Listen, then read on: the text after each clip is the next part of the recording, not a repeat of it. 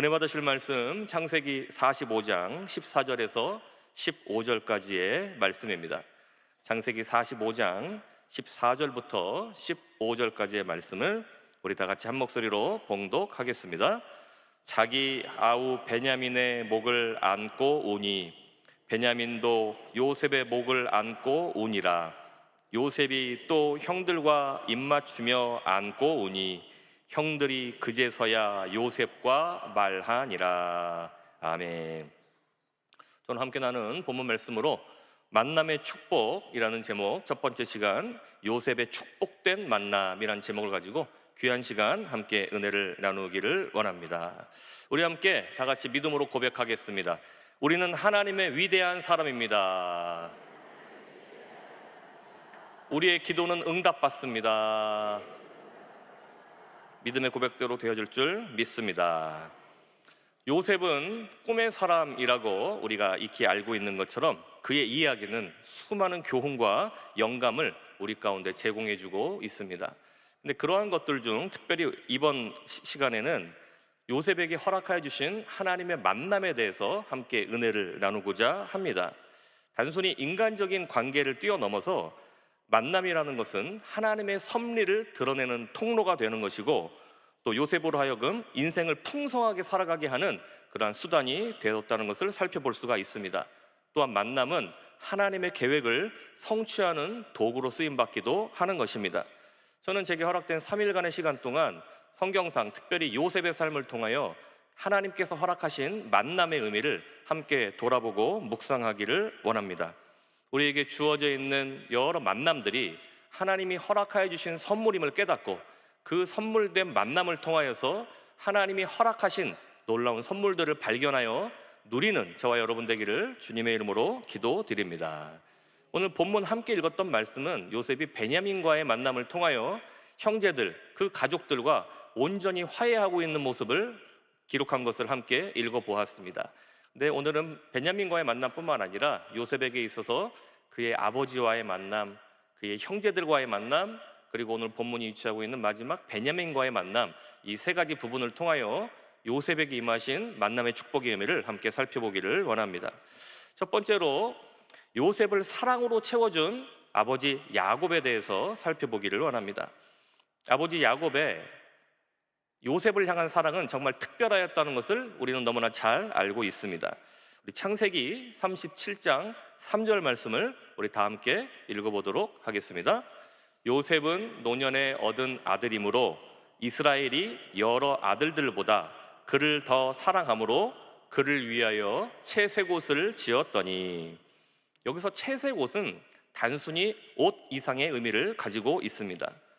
요셉이 얼마나 아버지에게 특별한 총애와 사랑을 받았는지를 드러내는 가장 대표적인 또한 상징적인 증표라고 할 수가 있습니다. 요셉은 이처럼 아버지의 특별한 사랑과 인정 속에서 내가 특별한 사람이구나, 내가 하나님께로 지음받은 특별한 존재이구나 라는 것을 정확하게 깨달을 수가 있었습니다. 이러한 아버지 야곱의 사랑은 요셉의 자존감을 높이고 자긍심을 갖게 하는 굉장히 큰 의미를 가졌다고 할 수 있고, 이러한 밑거름을 주었다고 할 수가 있습니다. 이 사랑 덕분에 요셉은 하나님의 특별한 계획이 자신 안에 있음을 깨달을 수가 있었으며, 위기와 고난이 다가온다 할지라도 어떠한 상황 속에서도 하나님의 사람으로 스스로를 여기며 이겨낼 수가 있었다는 것입니다.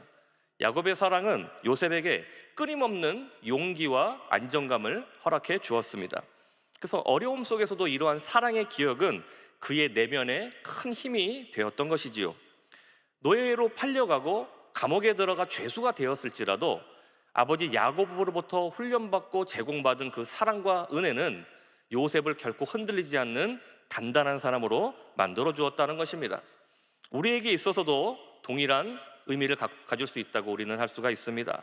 사랑은 정체성을 형성시키고 자존감을 높이는 중요한 역할을 하는 것입니다.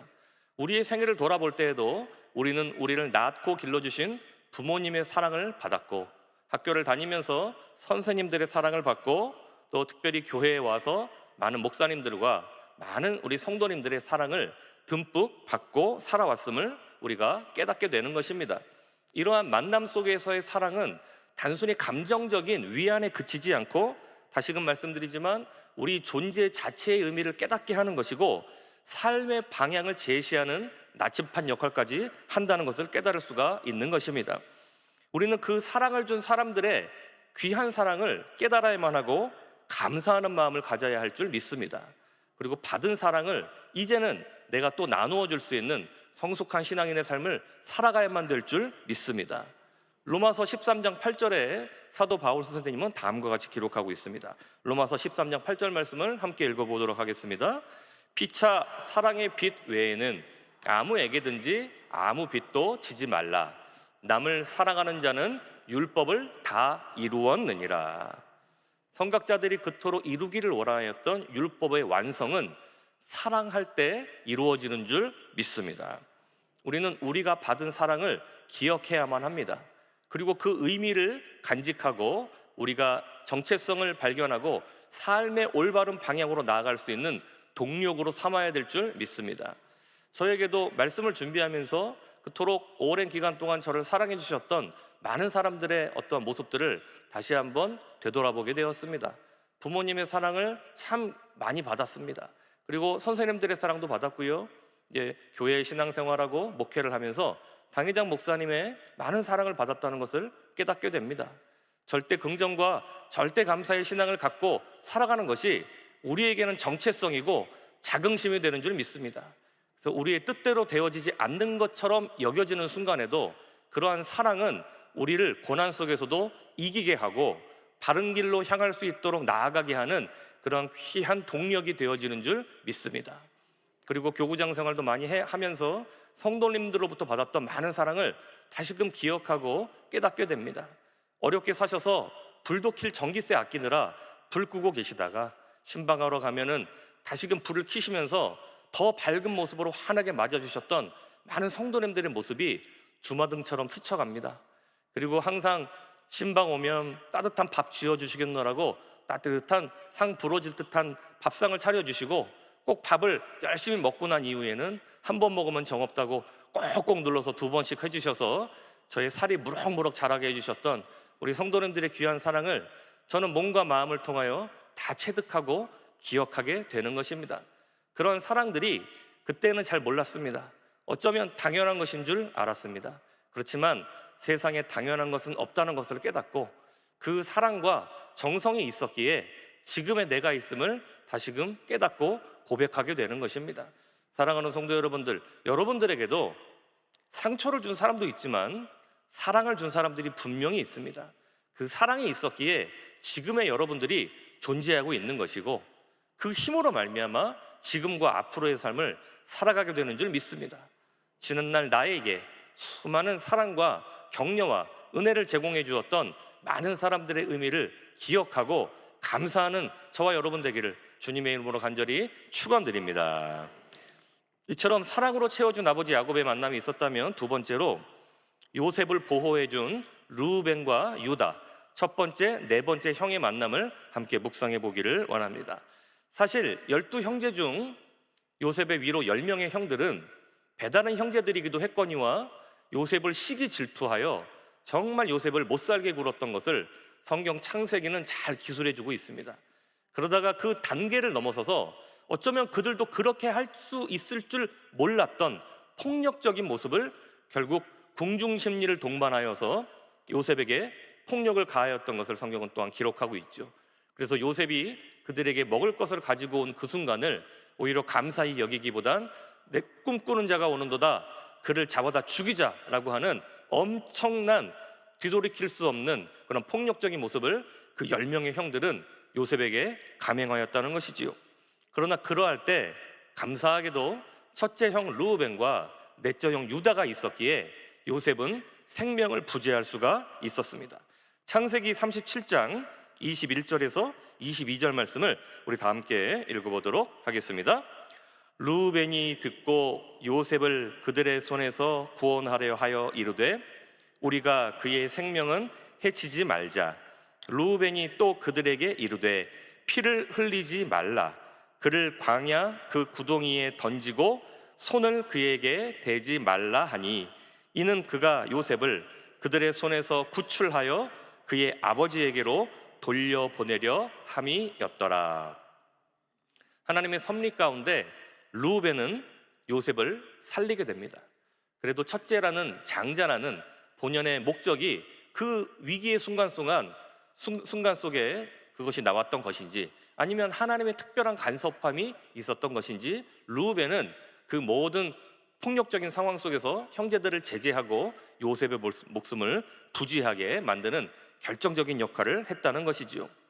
또한 유다는 요셉을 이스마엘 사람들에게 팔 것을 제안하여서 요셉을 살리게 됩니다. 그러한 모습이 창세기 37장 26절에서 27절 말씀에 기록되어 있습니다. 우리 창세기 37장 26절에서 27절 말씀을 함께 읽겠습니다.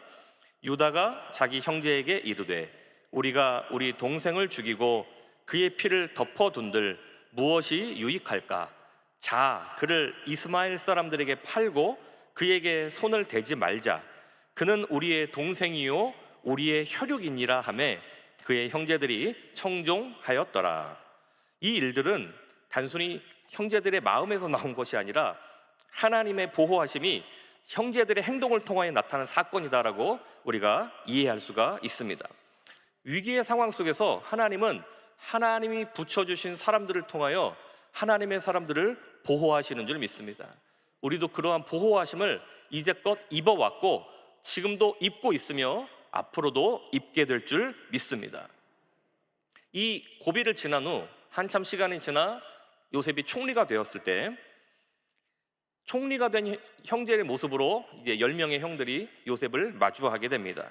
그때 요셉은 그 형들을 통해서 받았던 상처로 인하여 그들을 다시 만나고 싶지 않았고, 마지막 막내 베냐민만 데리고 있고자 이제 그가 요셉임을 밝히지 않았을 때 유다가 다시금 나서서 요셉의 마음을 감동시키는 역사를 성경 창세기 44장은 기록해주고 있습니다. 이러한 모습 중 유다의 고백이 창세기 44장 33절에 기록되어 있습니다. 우리 말씀을 다 함께 읽어보도록 하겠습니다. 이제 주의 종으로 그 아이를 대신하여 머물러 있어 내 주의 종이 되게 하시고 그 아이는 그의 형제들과 함께 올려 보내소서. 베냐민만 남기고 다 돌려보내려고 하였던 총리된 요셉의 계획이 유다의 적극적인 헌신과 희생으로 돌이켜지게 되는 것입니다.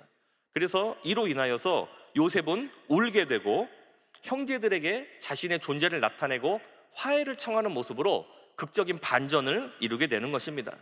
이 유다의 고백으로 인하여 요셉은 하나님의 섭리를 다시금 깨닫게 되었습니다. 그리고 형제들과 진정한 회개를 나눌 수 있는 기회를 얻게 되었습니다.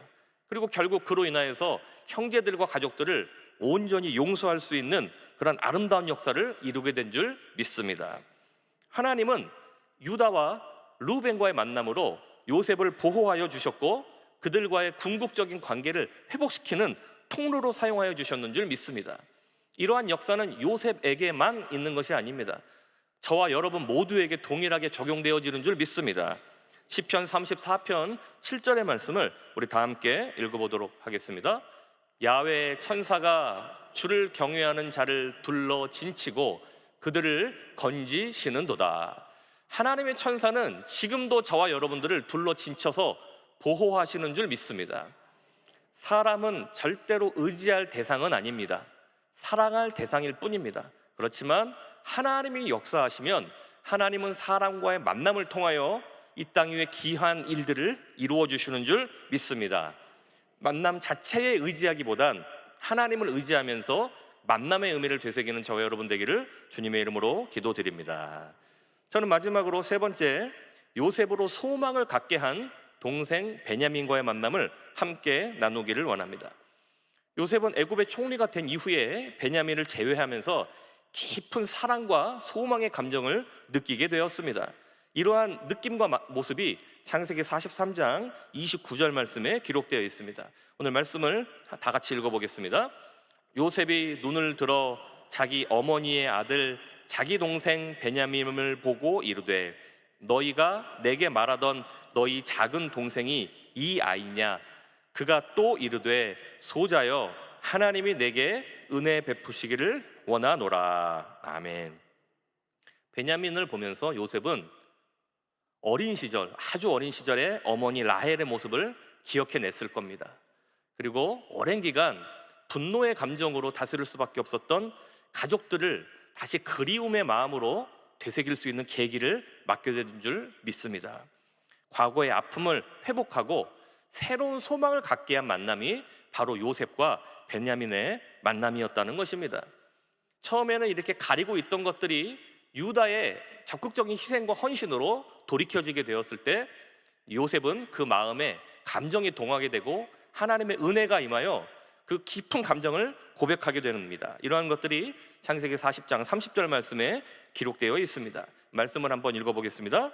요셉이 아우를 사랑하는 마음이 복받쳐 급히 울 곳을 찾아 안방으로 들어가서 울고, 철면피 같이 보였고 냉혈한 같이 보였던 총리의 모습에서 베냐민의 모습을 본 요셉은 결국은 감정이 복받쳐 울 수밖에 없었습니다. 이 울음은 여러 가지 의미를 담고 있겠지요. 슬픔의 의미도 담고 있을는지 모르겠지만 기쁨과 회복과 소망의 눈물이었다는 것을 우리는 발견하게 되는 것입니다. 베냐민과의 만남을 통해서 우리가 깨달을 수 있는 것은 하나님께서 허락하신 역사는, 만남은 치유의 역사와 회복의 역사를 이루어 주시는 줄 믿습니다. 단순히 감정적인 부분일 뿐만 아니라 하나님의 섭리는 이 만남을 통하여 위로를 허락하여 주시고 소망을 허락하여 주시는 줄 믿습니다. 요셉은 베냐민을 통해 가족의 사랑을 되찾을 수 있었고 자신에게 임하였던 하나님의 섭리를 더욱 확신할 수가 있었습니다. 우리의 삶에도 하나님은 베냐민과 같은 만남을 허락해 오셨고 지금도 허락해 주고 계십니다. 그 만남들이 우리의 오래된 상처를 치유해 주고 다시 새로운 소망을 갖게 하는 그러한 은혜의 역사로 이끌어주는 줄 믿는 것입니다. 오늘 저는 이 귀한 시간 여러분들과 함께 요셉의 삶을 통하여 하나님이 허락하여 주신 축복된 만남들을 한번 묵상해 보았습니다. 야곱의 한량없는 사랑의 은혜를 한번 살펴보았고, 사람을 통하여 보호받을 수 있는 루벤과 유다의 헌신적인 모습을 살펴보았으며, 소망을 갖게 하고 상처를 치유하는 베냐민과의 만남을 한번 살펴보았습니다. 요셉의 삶은 그들과의 만남을 통하여 인격이 형성되고 하나님의 거룩한 일들을 온전히 이루게 되었다는 것을 우리는 깨달을 수가 있습니다. 우리도 동일하게 우리에게 주어진 만남의 의미를 깨닫고 하나님의 사랑을 나누는 저와 여러분 되기를 주님의 이름으로 축원드립니다.